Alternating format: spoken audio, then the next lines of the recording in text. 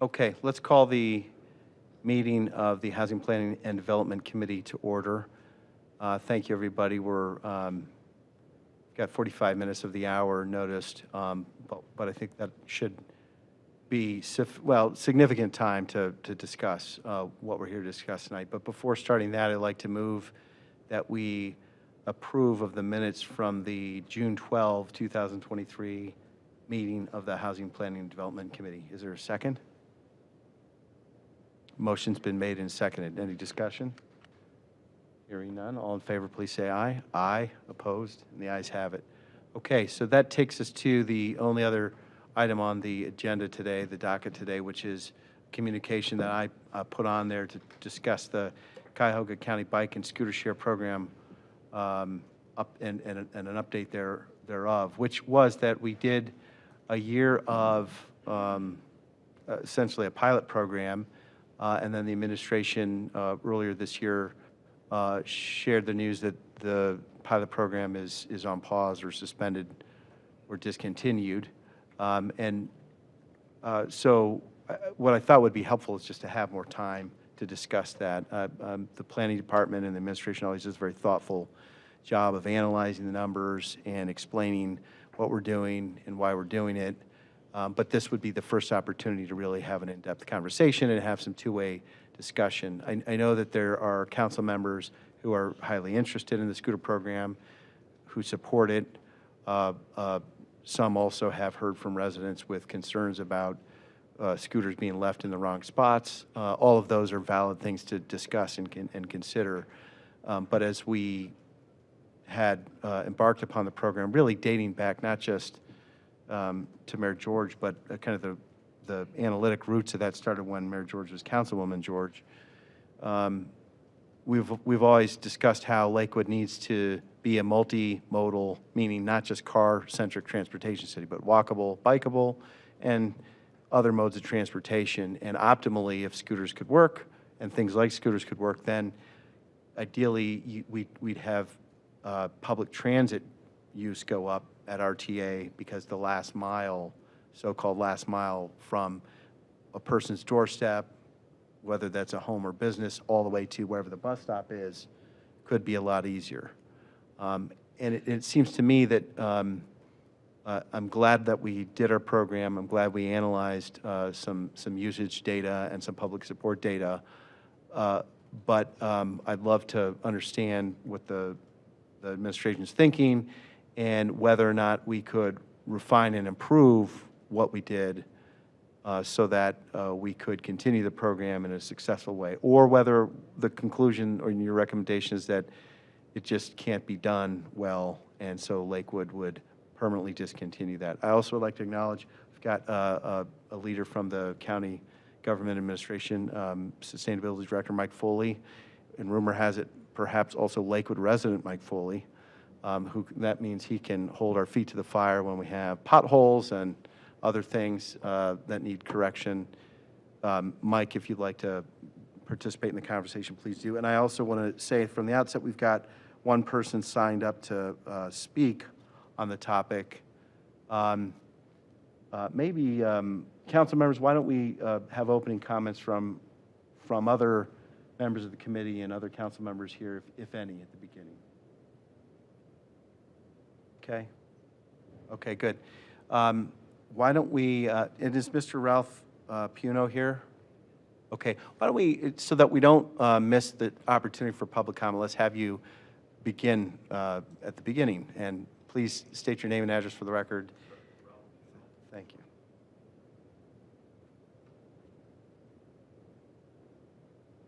Mike, yep. Sorry about that. I was for the e-scooter when it started. I mean, I understand the last mile, but last year's pilot did not go well, in my opinion. I mean, I found two major problems that I think if we could address that, you know, that would be a good thing. One is there's no single point of ownership within the city for it. I call police, council, everybody, and they're all like, you got to call the scooter company, and I'll go into more detail. And the second one, there does not seem to be any enforcement by the city for scooters riding on sidewalks, scooters not following traffic laws, My wife almost got hit by a scooter. Several neighbors I know, they've almost got hit on the sidewalks because the people are just riding them. And I'll go through a little more detail on that. The other thing with the parking of them, if somebody parks it, as I was told by the city, as long as it's parallel to the street, it's okay. It's not a problem. And I had to go and call the scooter company, and it would take them 4 days, 5 days to, move it, and it doesn't do a lot with that, when that's going on there. I'm trying to go through. And like I said, the scooter companies seem to have no skin in the game. If they're dumped all over the place, they have no motivation to get them out of there. They're not penalized. The person who left them isn't penalized.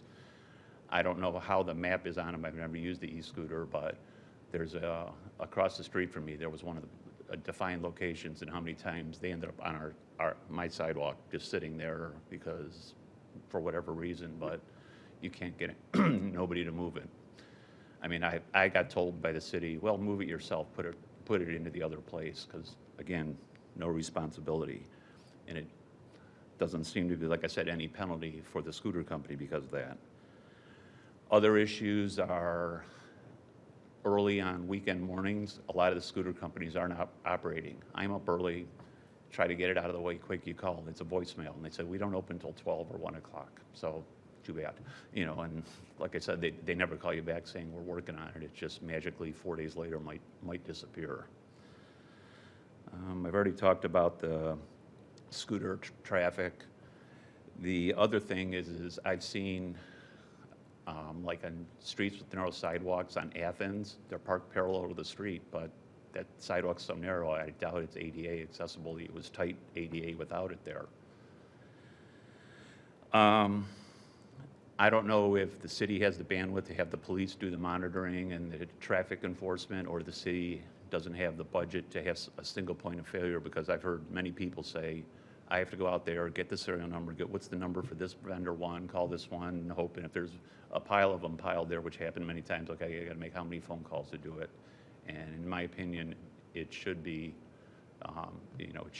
city has to take some responsibility for trying to manage this.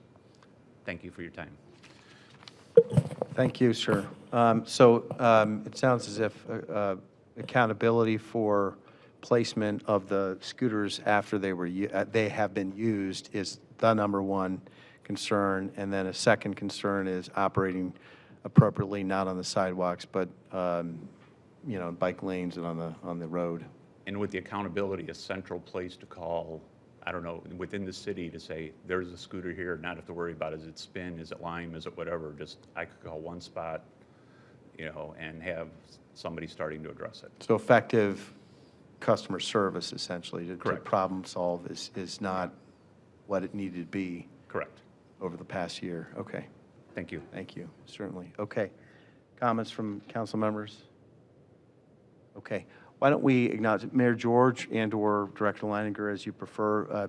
Would you like to share any thoughts? I mean, I can ask questions too, but just approaching this as a free-flowing discussion. Good evening, Mr. Chair, members of the committee. I don't want to regurgitate too much of what we've already shared in the past, but as you know, we did pause our scooter share program for a lot of the reasons that Mr. Puto and you, Mr. Chairman, have pointed out.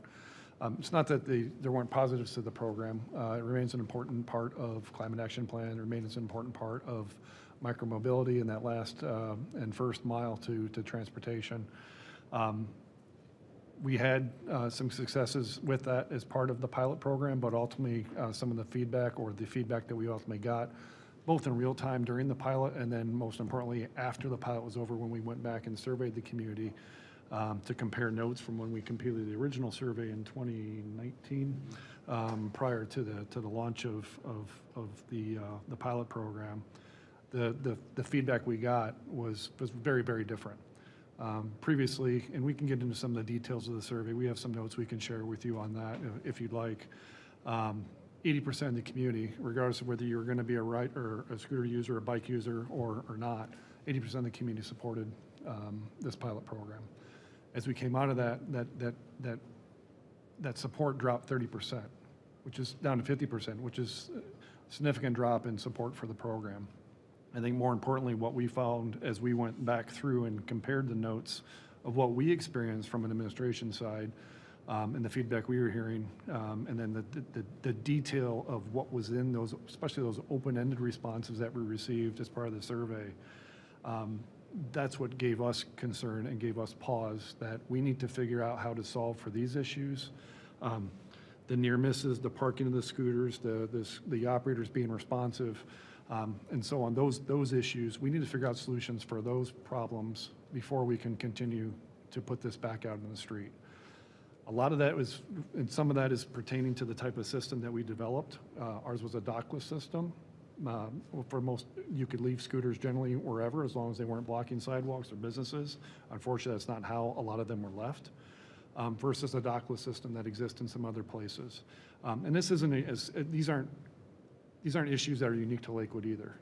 Cities across the country, across the world are dealing with this. And I have articles from a whole host of cities that are dealing with these very issues.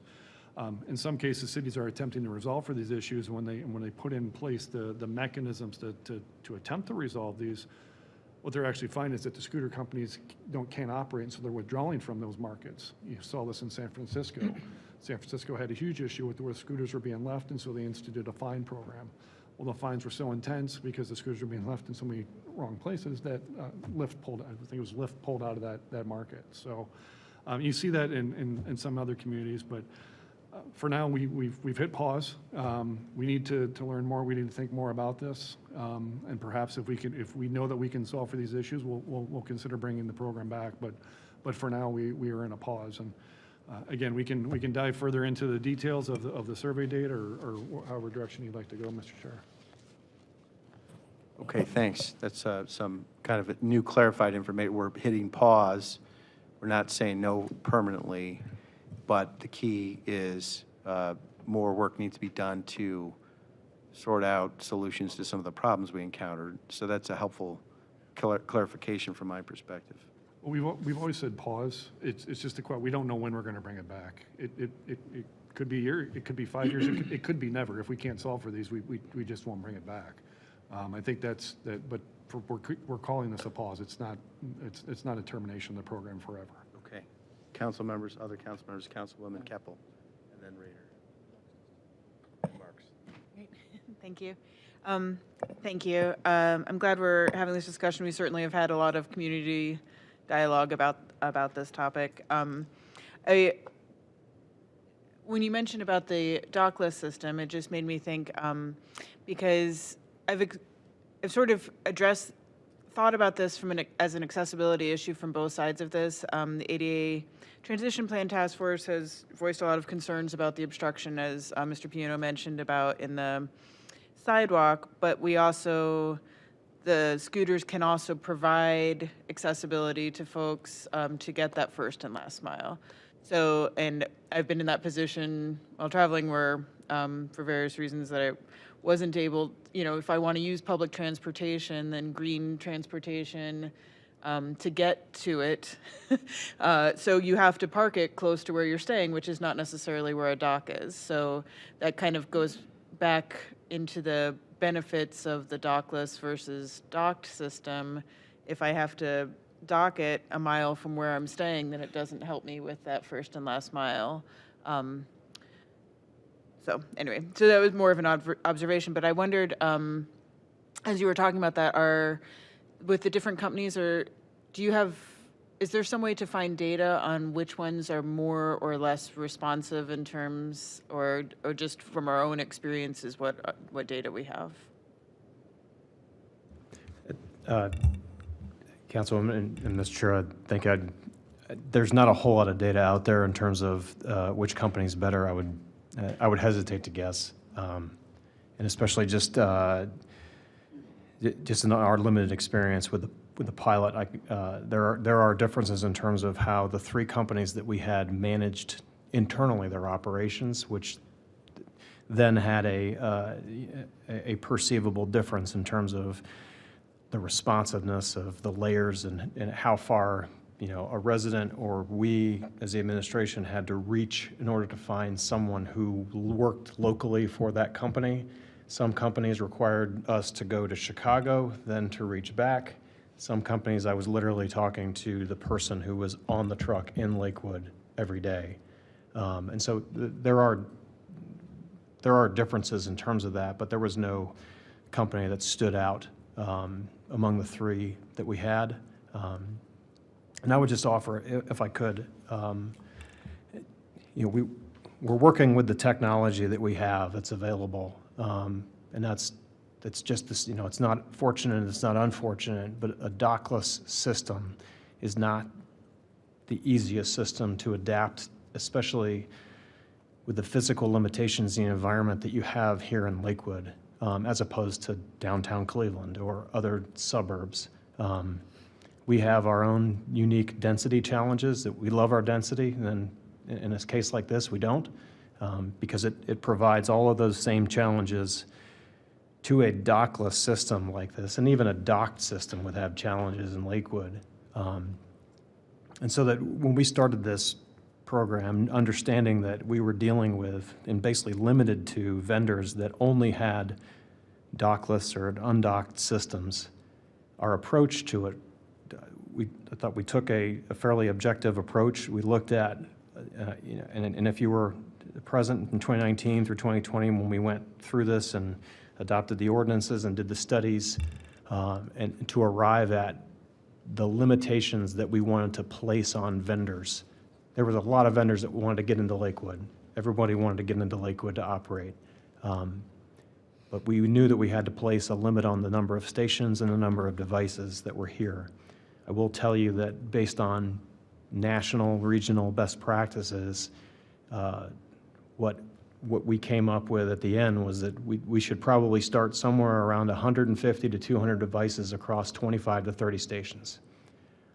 And I think based on the inherent density and the limitations of our sidewalks, our rights-of-way, where sometimes you have maybe 5 feet from the curb to the face of a business on Madison or Detroit, and just the limited spaces to put those stations, we significantly and artificially dialed that launch point back. And that's where we arrived at the 12 stations and 90 devices. So that was a very conscious decision as a starting point of this pilot. And again, it was a pilot. We didn't know how it was. We knew that there was demand out there, but we didn't necessarily know how successful it was going to be. There were plenty of examples of successes, and there were plenty of examples of failures. But that starting with 90 devices was an intentional piece to try to limit exactly, unfortunately, was the predominant complaints, which is that clutter. And in a dockless system, under the current vendors and the technology that we understand, there's very little that you can do to make a dockless technology into a docked system. And that's part of, as Director Leininger said, I think that's our challenge moving forward, is looking at the vendors that are available, the right of way and the spaces available for stations. And I do have we can flash a map up if I can.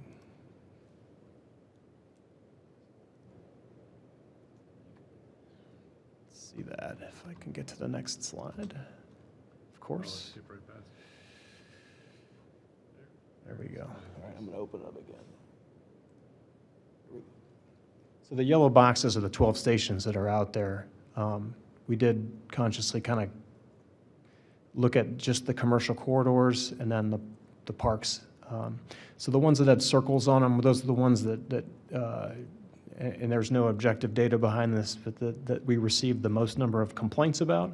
The red X's are the stations that we had direct conflicts with either a business or someone in that area that then subsequently required us to shift it. Even though it was in the stations were all in the right of way, we worked with those businesses, those people to move it out of the way to I guess a more favorable location. And so, just as a challenge, you all know Lakewood, you know the limitations of the rights of way, and even further limitations on the residential streets, whether it's Delaware, Athens, in that area. So now imagine trying to find 25 or 30 locations out there that are acceptable to all businesses, all residents, because implementing a docked system that would potentially eliminate, it won't eliminate the clutter, but it would greatly reduce it. Someone is going to end up paying a very high fee if they left a bike or a scooter out somewhere, and scooters aren't even really run in a docked system. Can I interject? Can Yeah. you tell us what a dock system is and how it So a dock differs? system is so if we had those 12 stations, Mr. Chair, a dock system would require an operator to go to one of those locations, check out a bike, and then they could then use it, but then they would have to return that device, that bike, back to one of those stations and physically lock it into a dock in order to basically end the ride. On a dockless system, you use your handheld device, you go up to, you find the scooter, you can unlock it through their app, start using it, and then you can unlock it just about anywhere you want to leave it. So we did what I thought we needed to do in 2019 with the new ordinances of passing and updating definitions on parking and the right parking behavior. But unfortunately, yeah, we don't have 1,000 police officers at every corner making sure that everyone is parking these things upright in an exact right location. And a dockless system depends on human behavior. If I, with the chair's permission to follow up with that, and you're right, so that, I guess that was the point I was trying to make, is that, if you live or are going somewhere between here and you're using the scooters a way to get to one of these places or a business or home from public transportation, the docked system wouldn't really help you a great deal. But I guess the question I want to ask is, I've been in other cities where when you use a scooter, you're required to send in, when you dock, like not dock it into a locked system, but you are required that it has a lock. You lock it off the, off of the right of way so that there's enough space, and you send in a picture to the company so that you don't get, a $5 fee or something. But so was that part of this, or it depended on the company, or how'd that work? So, yeah, each of the three companies used, their contemporary technologies that they all, and they're all a little bit different because it's all proprietary based on whichever company it is. Most companies, and I think all three of ours, Spin, Link, and Bird, with the three, all required you to take a photo of the scooter when you were to end your ride.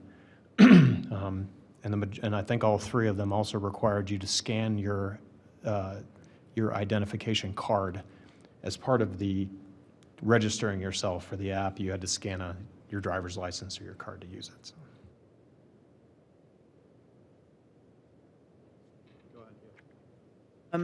It's a little off topic from that, but as you were talking, came to mind another question with, do we receive any demographic data back from these companies in terms of who's using these scooters? And, no, I see your head shaking no. No, so we didn't receive any demographic or any economic data tied to the credit card or to the registrant.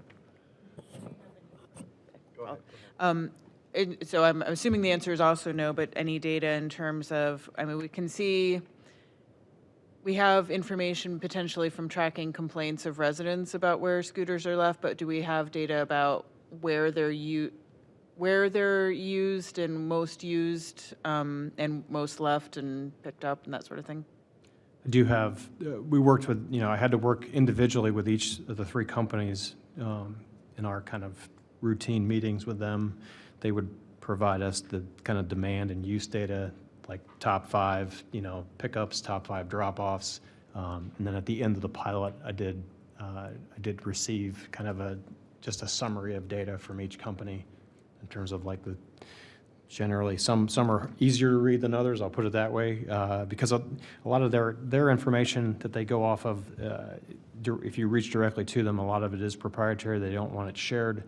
And so I know that is something that the county is working on right now, is one of a third-party data site that pulls data. The city of Cleveland used that when we were getting ready to start our pilot, but it was not something that we had paid to have access to. it doesn't give you all that demographic data, but it does provide kind of a third-party view on terms of start, stop, demand, and it aggregates it from different companies. And so it's valuable, but you can't get that level of data from each company. So. To that end, Edwards Park was our #1 location, which is also one of the areas, it's one of the tighter places to be able to fit one of these stations at, but that was our #1 drop-off and destination, or yeah, pickup and drop-off destination. Should we rename Truck Park Scooter Park? Okay, good questions, and we want to get to the other council members. But it sounds like we did get data, anonymized data. Be interesting to understand the trends. I presume, before we end the night, I'd love to know, how did the ridership trends look? Did people ride them in significant numbers? Were they trending up or down over the course of the year? Things of that nature. Was 90 too few from a rider access point of view? Seemed like, to me, there were plenty. And I appreciated your point, Mr. Boss, regarding not having too many in a dense city with narrow sidewalks and all the rest. You know, that makes good sense. But if we were looking at it from rider ease and access, were there enough out there in the right spots for riders to have easy access? But why don't we go to a council member who owns his own scooter and used it tonight and frequently. It's Councilman Rader, and it occurs to me that's a different kind of ride and trip type, is a owned scooter. Thank you, Mr. Chair. And yeah, to address that directly, I think there's overlap. I mean, certainly, owning a scooter, you realize pretty quickly that it takes a little bit of time to understand how to use it, and using it in the road instead of on the sidewalks is a big, huge step. I think, if we're going to pursue this further, and I hope we do down the line, I think some type of education program enforcement to keep particularly kids off the sidewalks with scooters. And then I did notice there were a lot of younger folks using the scooters. I'm not against it. I just was wondering how, or if there were limits on age, since I guess it's anecdotal. It just seemed like there was a lot of younger folks. But then again, to the chairman's point, I would like to also know more about some of the results. It did sound like it was used pretty well. And to the vice president's point, I made a note here. This whole last mile, really being the focus of what these scooters are intended to help close that gap, right? How do we have any sense of how well, I'm assuming folks coming back on RTA on 117th Street, sometimes when I come home from the airport, I take the train to the 117th Street station there, and then getting back home from there is a huge challenge, because I live right in dead center downtown Lakewood, and it's a hard time even using public transit to get there, and I think once or twice I was able to find a scooter I could get to a bus line, right? So it's perfect. So I was able to actually close that almost exactly 1 mile gap with a scooter from 117th Street to the 55, which then got me home. Do we have any sense for how well this pilot was able to demonstrate that, I guess, last mile gap closure? And thank you. Dave's looking through the notes, some of the data that we have up here with us this evening. The one thing we don't have is a link from where those rides were coming to or from an RTA stop or bus or train. Now our stations, as we position, generally coincided. You were in close proximity to, or if not, right next to an RTA stop. But that connection, and knowing that connection, that how many trips involved some other form of public transit, we simply don't have that data. One of your other questions, and we'll flip it over here to Dave, was about the age of the ridership. Sometimes what we found is we would receive complaints. For example, Lakewood Park, once you got past the parking lot, was a no-ride zone. However, we have got complaints about people riding scooters in Lakewood Park. We also got complaints at times about the age of some of the riders on scooters. First, sometimes those scooters turned out to be privately owned scooters, where kids were, because they're not bound by those restrictions on the GPS. Other times, what could happen is, yes, you have to be 18 to set up your account. You have to be 18. You have to and show ID to set it up. Obviously, there's some people have figured out ways to work around that, whether their parents set up the ride for them or however they did it, and they were able to to potentially lease a scooter. But you had to be 18 because you are executing a lease for a device in order to ride a scooter.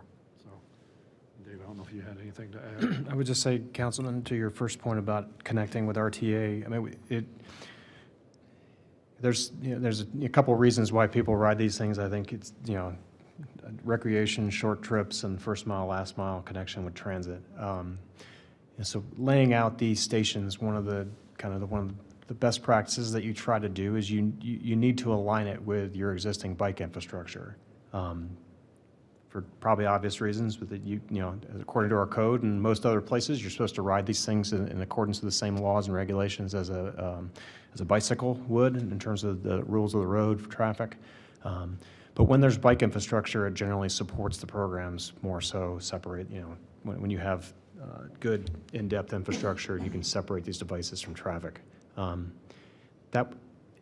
Thinking back now, I think that was probably the predominant reason, and also just limiting the number of devices in the city. If we would have expanded kind of to another tier, the next expansion that would have probably made the most sense would have been to align the stations more with RTA stops, especially along Clifton. The problem that you have with those, I'll just call them the 55 line and those premier bus stops that we have and they do have space there for bike racks and scooters and things if you would want to work with RTA, and we could do that. The problem is I was very hesitant about physically putting scooters in close proximity to Clifton Boulevard, especially during a pilot, just given utter lack of bike infrastructure and understanding of interaction between bikes and scooters and high-speed traffic on Clifton. And so that there was kind of a conscious delineation. And so the closest we came to Clifton and those RTA stops would have been Lakewood Park and Edgewater. And that was simply based on recreation at Lakewood Park and the high density of population in the Cove and Edgewater neighborhood, and that connection into Cleveland and to Edgewater Park via Edgewater and Lake. So most of this was designed initially upon bike infrastructure with a little bit of transit and just trying to be cautious with a new pilot and new riders. So we're going to run short on time, and we got to get to other council members. It does sound like David, I appreciate it. Recreation, short trips, first mile, last mile, 3 different trip types. Maybe docked systems would be good for short trips, and I've seen other cities have a mix of docked and dockless. And it's a great point about Clifton being a main thoroughfare for public transit. So it sounds like we'd have more ground to test if we were to resume. So we got to go to Marks, Shackner, and Baker, if we could. Well, Cindy was next, but I'll just speak briefly that I think that they were very obstructive. If we want to have accessible community for people who have disabilities, I think that the scooters being left on sidewalks are very obstructive, and people just aren't. thank you, Councilwoman. That's a good point. Councilman Shackner. To start with one observation, and due to the complaints that I usually receive, like the most of where these things are left, the lack of enforcement, the speeding, even the fatalities, I think that if we had a pilot for cars, we might not have them in Lakewood. But that's just, hate to be glib about it. But what I'm curious about is, are we seeing, in line with Councilman Rader, I don't know if there was any research on this, and maybe Mr. Foley actually has this, but are we seeing more private adoption or personal adoption of these electric vehicles like scooters or e-bikes and things like that occur? And then my follow-up to that, or corollary to that, is are you aware of any programs that cities have or municipalities have in supporting adoption of that, especially with those that do take public transit primarily to assist them in that 1 mile, instead of having private companies come in and try to serve it and then goes everywhere? Maybe we could adopt private use for certain populations. So neither of us are familiar or have the data to know whether or not there's been increased adoption or private adoption of e-scooters. Anecdotally, with 2 teenage kids, I see more ad for them. So I don't know, maybe they're becoming more readily available.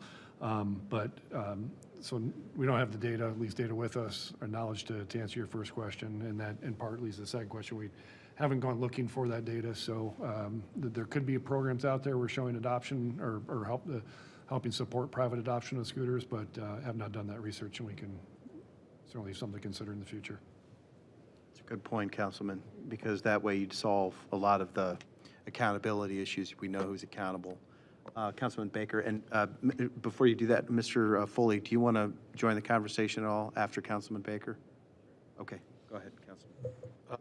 Thank you, Mr. Chair, and thank you, thoughtful discussion. The one thing, because I think the answer, at least if we, if the pilot is reinstated, is some form of a docked system, but obviously I think practically that eliminates scooters. And I also think from a perspective of, so that reduces the clutter if you have a docked system.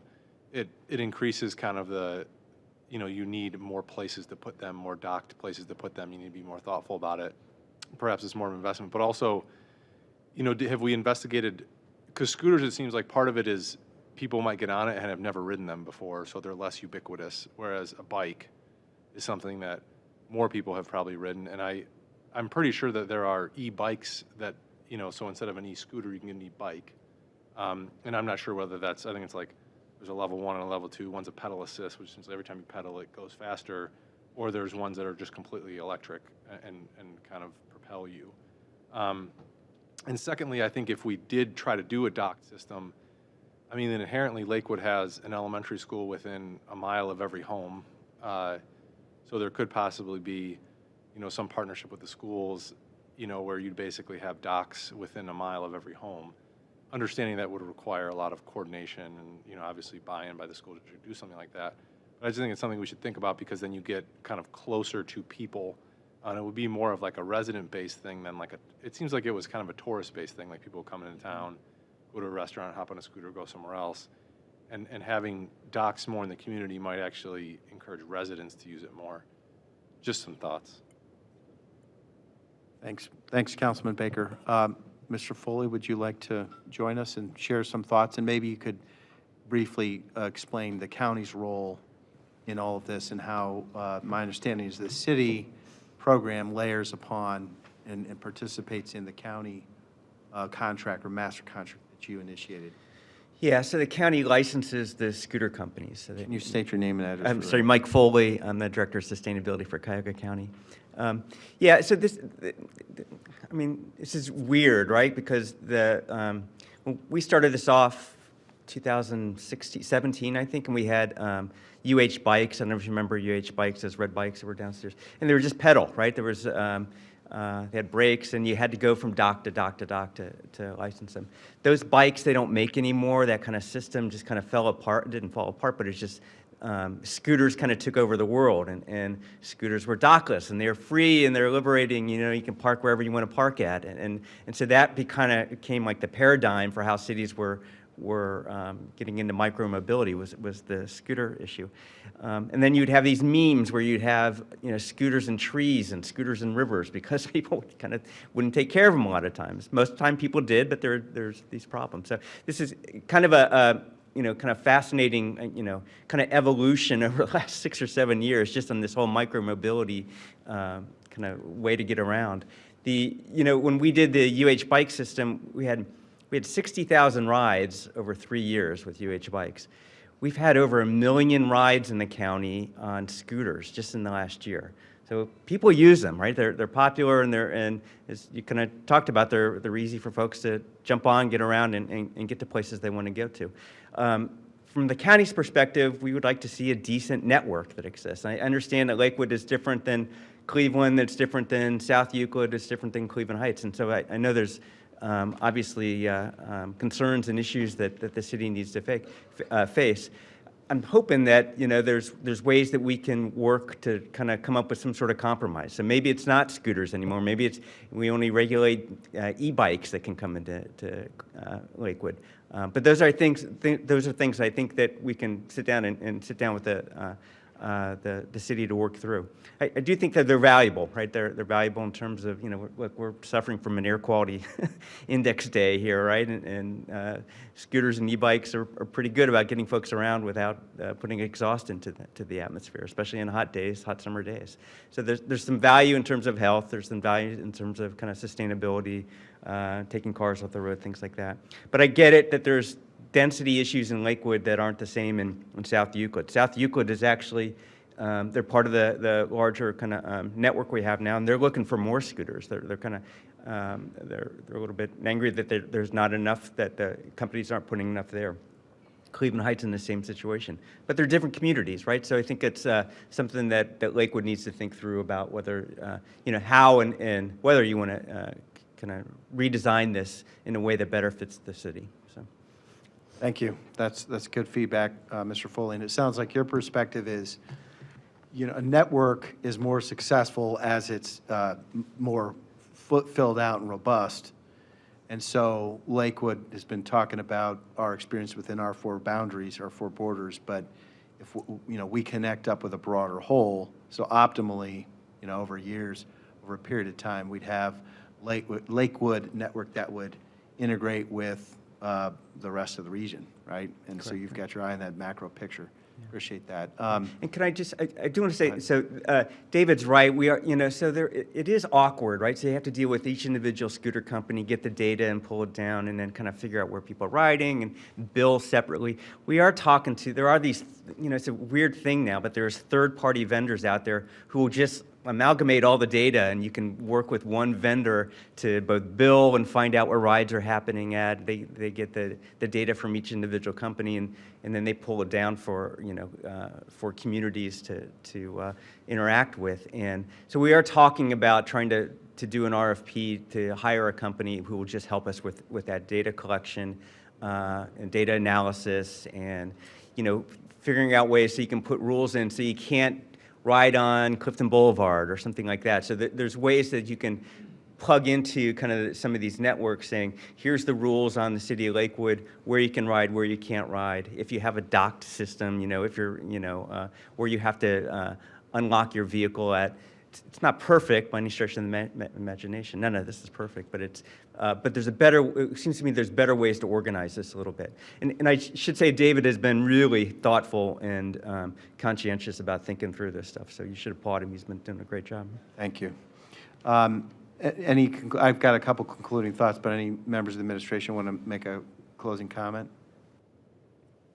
I'd just like to thank Director Foley for your partnership and keeping this program alive and trying to grow it in the county. We've hit this pause. We have some challenges to work through and look forward to working with you on how we can best address those issues. Thank you. Can you fill that pothole at the end of my street, by the way? I'm kidding. Chris Gordon, I think he's in the back of the room. He's right there. He's the guy. So we've got 2.5 minutes, and we want to reserve one for restroom breaks. So the concluding thoughts that I'd like to share, one is if we could get after the meeting, when it's available, some of the ridership data. I see, for example, that the problem, that this map on screen reflects complaint locations, but boy, am I curious about the ridership data for Cove and Edgewater, for example. So we'd love to get better informed on that.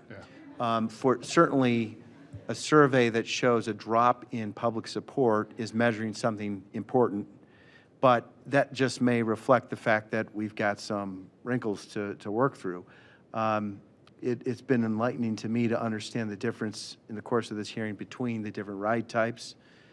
In some ways, we're still building out our bikeway network. We've been plugging away at it for some years, but there's more that is in front of us to do. And so, for example, as Councilman Rader said, you've got people riding on the sidewalks that really should be on a separated bike lane, which we don't have in all locations. That right there tells you that we're still growing into a fully robust, system, network, and solution. So to me, there seems to be more good work to do on this, and I don't have a sense of whether that's this year or next year. But it does sound to me like there is support and interest from council members in the community at large in trying to make a version of this be workable for the community, while all of us, I think, are also quite of the same mind as the members of the public who say, why is there a scooter tipped over, half on the sidewalk, half on the grass of the park, and it's been sitting there for 36 hours, and I guess it's going to be me who picks it up. Because that can't be what success looks like for our community. So I appreciate the thoughtful approach. Council members chime in one last comment if you have one otherwise. But I guess we'd love to continue working together on this issue and learning and refining our approach here. Fair enough? Okay. Without objection, we're adjourned.